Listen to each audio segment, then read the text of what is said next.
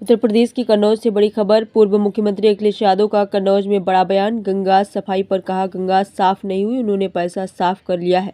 कानपुर में पान मसाले वालों के यहां इसीलिए छापे मारे जा रहे हैं जिससे कन्नौज का इत्र कारोबार कन्नौज हो सके। कन्नौज में भाजपाई ही भाजपा के लोगों के यहाँ छापे पड़वा रहे हैं। अखिलेश यादव कुंभ आयोजन पर कहा, धार्मिक आयोजन मुनाफा के लिए नहीं होते। हमारे मुख्यमंत्री कहते कुंभ में 200 करोड़ का व्यापार हुआ है जबकि व्यापारी को घाटा हो गया। कुंभ इन्होंने अपने आप को चमकाने के लिए किया। खेल हो या कोई कार्यक्रम, हर कार्यक्रम का राजनीतिकरण कर देती है भाजपा। अखिलेश यादव महाकुंभ कोई शब्द नहीं अखिलेश यादव, लेकिन इन्हें महाआयोजन के नाम बहुत सारा पैसा निकालने के लिए दिया है। पैसे की बर्बादी करनी थी इसलिए इसे महाआयोजन नाम दिया है। 144 साल की बात कहकर भी लोगों को गुमराह किया गया है। ये किस तारीख से ये रहे हैं जबकि हमारे हिंदू धर्म में नक्षत्र और समय मुख्य होता है। अमेरिका से आ रहे लोगों पर कहा, हमारे लोग हथकड़ी लगवा कर आ रहे हैं। जिस समय हमारे पीएम लौटते उस वक्त अमेरिका ने एक और जहाज रवाना कर दिया, वो भी चेहरों पर काला कपड़ा और लगा दिया। भाजपा पर कटाक्ष करते हुए कहा कि जो कहते हैं हमारे यहाँ सब नौकरी और खुशहाली है, वो लोग अपना सब कुछ बेचकर बाहर जा रहे हैं। और अमृतकाल में अमेरिका ने सबको अमृतसर में भेजा है। शायद उन्हें अमृतकाल और अमृतसर में कुछ तालमेल नजर आता है।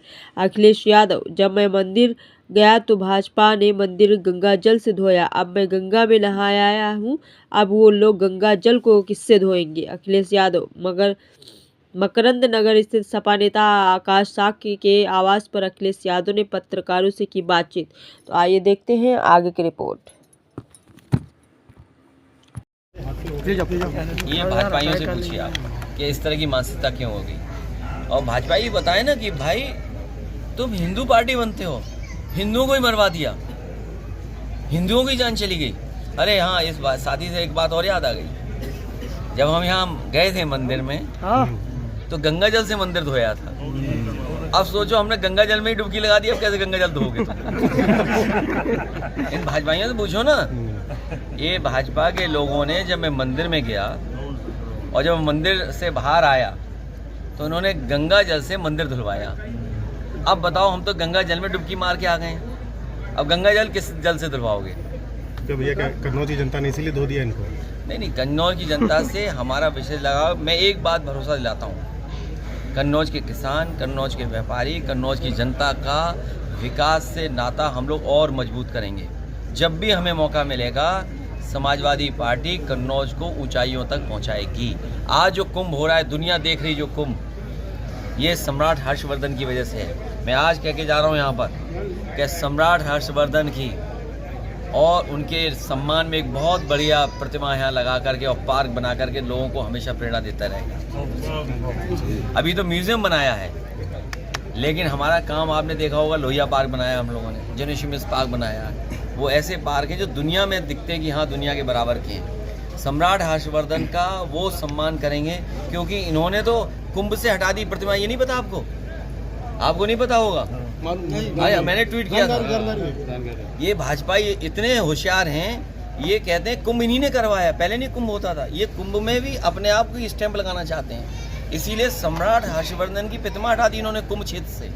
उस समय भी मैंने ट्वीट करके कहा कि सम्राट हर्षवर्धन की प्रतिमा कुंभ क्षेत्र में लगाएंगे क्योंकि उन्हीं की वजह से आज हम याद कर रहे हैं। और कन्नौज में भी लगाएंगे तो 2 प्रतिमाएं लगाएंगे, एक जहां पर संगम क्षेत्र है वहां पर, और दूसरी कन्नौज में। दोनों एक सी प्रतिमाएं लगाएंगे जिससे आने वाली पीढ़ी और सदियों तक लोग याद रखें कि यहीं के सम्राट हर्षवर्धन ने वो कुंभ की परंपरा शुरू की थी। जो लोग कहते हैं, देखिए ये इस तरह के धार्मिक आयोजन मुनाफा के लिए नहीं होते हैं।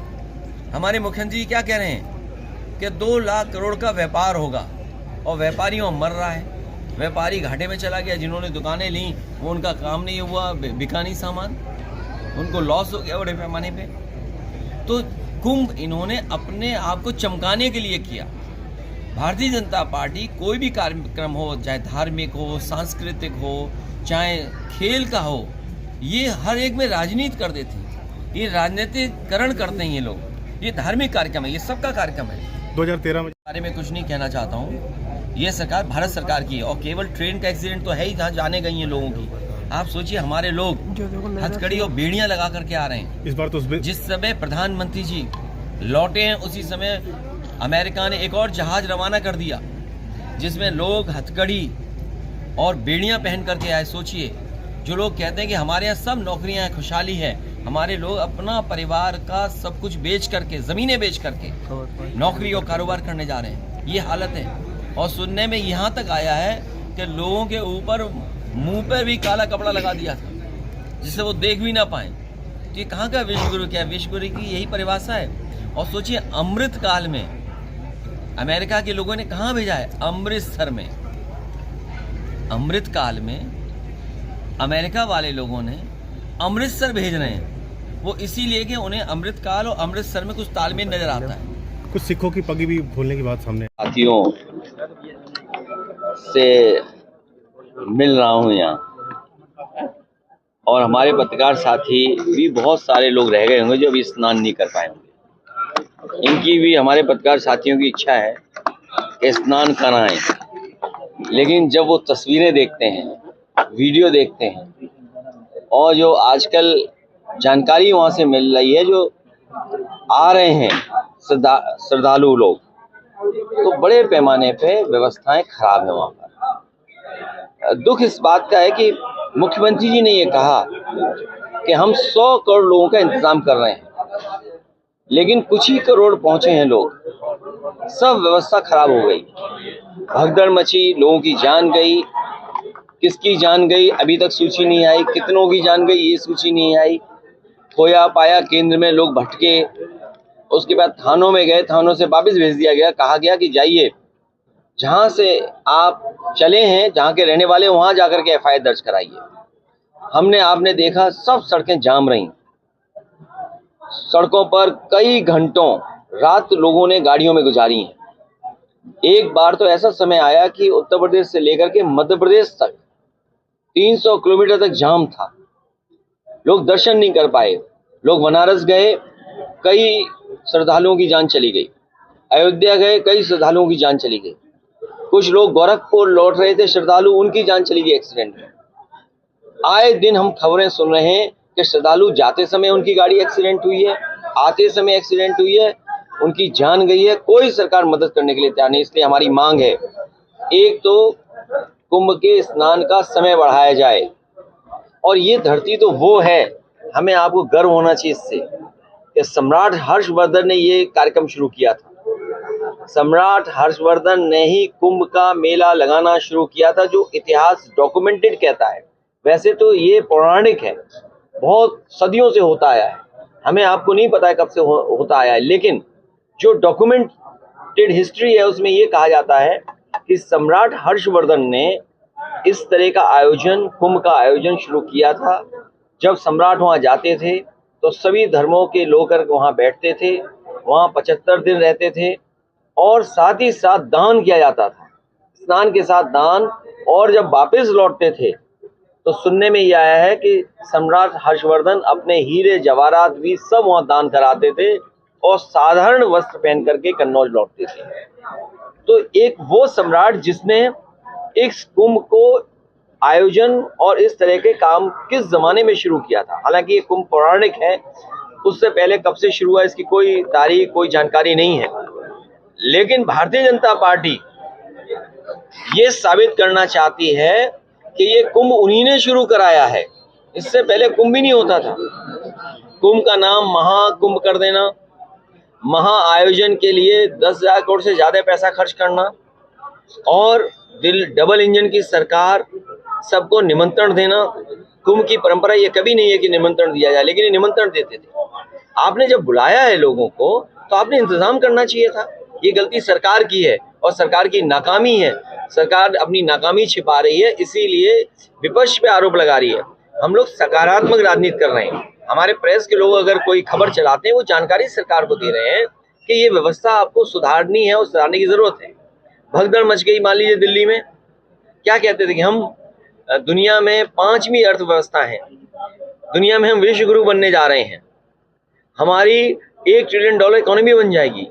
इतनी बड़ी इकोनॉमी बनाने वाले लोग हमारे गरीबों को लिए आने जाने से लेकर के स्नान खाने खराब है कि लोग वॉशरूम कहाँ जाएं, बच्चे कहाँ वॉशरूम जाएं, महिलाएं वॉशरूम कहाँ जाएं, भूखे प्यासे बिना नहाए धोए गाड़ियों में उनकी रातों रात गुजर गई। और क्या कह रहे हैं 144 साल बाद, ये कौन सी तारीख किसने तय की? भारतीय जनता पार्टी वाले क्या साइंटिस्ट हैं? क्या ये सब जानकारी रखते हैं? इन भारतीय जनता पार्टी के वालों से पूछिए, धरती खुद गोल गोल घूम रही है। वहाँ पर काफी महंगाई भी है, वोटों में काफी और जो लोग कहते हैं, देखिए ये इस तरह के धार्मिक आयोजन मुनाफा के लिए नहीं होते हैं। हमारे मुख्यमंत्री जी क्या कह रहे हैं कि 2 लाख करोड़ का व्यापार होगा और व्यापारी वहाँ मर रहा है, व्यापारी घाटे में चला गया। जिन्होंने दुकानें ली वो उनका काम नहीं हुआ, बिका नहीं सामान, उनको लॉस हो गया बड़े पैमाने पे। तो कुंभ इन्होंने अपने आप को चमकाने के लिए किया। भारतीय जनता पार्टी कोई भी कार्यक्रम हो, चाहे धार्मिक हो, सांस्कृतिक हो, चाहे खेल का हो, ये हर एक में राजनीति कर देते हैं। ये राजनीतिकरण करते हैं ये लोग। ये धार्मिक कार्यक्रम है, ये सबका कार्यक्रम है। 2013 में जब आपका कुंभ हुआ था उसके बाद इन्होंने कहा था कि अखिलेश यादव को अब सीखने की जरूरत है। अब इनकी विफलता इनके सामने खुद भी दिख रही है। देखिए महाकुंभ कोई शब्द नहीं है, लेकिन इन्होंने क्योंकि महाआयोजन के लिए बहुत सारा पैसा निकालना था, इसलिए पैसे को बर्बादी करनी थी, इसलिए नाम भी इन्होंने महाआयोजन दिया और लोगों को गुमराह किया कि 144 वर्ष बाद हो रहा है। किस तारीख से ये तय कर रहे हैं? हमारे हिंदू धर्म में नक्षत्र और समय 2 इम्पोर्टेंट हैं। तो जो सदियों से होता आया है, कब धरती बनी, कब हमारे स्टार्स बने, कब से प्लेनेट हैं, ये बीजेपी वालों को सब पता है। ये केवल मनमानी करते हैं कि जो वो कहें वही थोप दो, वही स्वीकार करो। दिल्ली रेलवे घटना पर गीताराम मांझी जो केंद्रीय मंत्री, उन्होंने कहा है कि सरकार की, देखिए मैं मांझी साहब के बारे में कुछ नहीं कहना चाहता हूँ। ये सरकार भारत सरकार की है और केवल ट्रेन का एक्सीडेंट तो है ही जहाँ जाने गई है लोगों की। आप सोचिए हमारे लोग हथकड़ी और बेड़ियां लगा करके आ रहे हैं। इस बार तो जिस समय प्रधानमंत्री जी लौटे हैं उसी समय अमेरिका ने एक और जहाज रवाना कर दिया जिसमें लोग हथकड़ी और बेड़ियां पहन करके आए। सोचिए, जो लोग कहते हैं कि हमारे यहाँ सब नौकरियां हैं, खुशहाली है, हमारे लोग अपना परिवार का सब कुछ बेच करके, जमीनें बेच करके नौकरी और कारोबार करने जा रहे हैं। ये हालत है। और सुनने में यहाँ तक आया है कि लोगों के ऊपर मुंह पर भी काला कपड़ा लगा दिया जिससे वो देख भी ना पाए। कि कहाँ का विश्वगुरु? क्या विश्वगुरु की यही परिभाषा है? और सोचिए अमृत काल में अमेरिका के लोगों ने कहाँ भेजा है? अमृतसर में। अमृत काल में अमेरिका वाले लोगों ने अमृतसर भेज रहे हैं, वो इसीलिए कि उन्हें अमृत काल और अमृतसर में कुछ तालमेल नजर आता है। कुछ सिखों की पगी भी बोलने की बात सामने आई है वहां से। ये बड़ा दुर्भाग्य है। हमारा देश इतना कमजोर नहीं है, हमारा देश इतना कमजोर नहीं है जो बना दिया है भारतीय जनता पार्टी ने। ये हर चीज के लिए झुक जा रहे हैं। रेलवे के अधिकारियों का कहना है